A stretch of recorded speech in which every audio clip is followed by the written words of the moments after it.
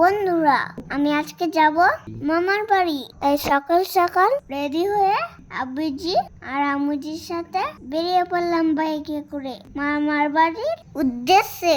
আমি মামার বাড়ি চলে যাচ্ছি বলে আমার দাদি আমাকে দাঁড়িয়ে দাঁড়িয়ে দেখছে। এই দেখো বন্ধুরা, বাইকে করে মামার বাড়ি যাচ্ছি। রাস্তা দিয়ে যেতে যেতে দেখছি রাস্তার দুধারে অনেক বন জঙ্গল, কিন্তু এইগুলো দেখতে বেশ ভালো লাগছে।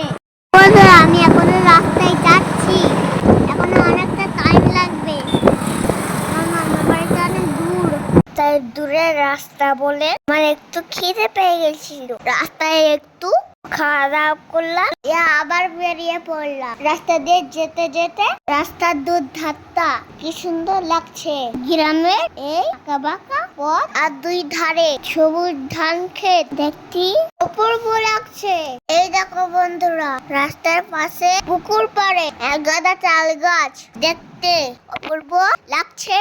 তারপর এগুলো দেখতে দেখতে আমার বাড়ি গ্রামের মোড়ে পৌঁছে গেলাম। গ্রামে ঢুকার রাস্তাটাও বেশ সুন্দর, দুধারে কি সুন্দর গাছে ঘিরা। এইসব দেখতে দেখতে আমি মামার বাড়ি পৌঁছে গেলাম।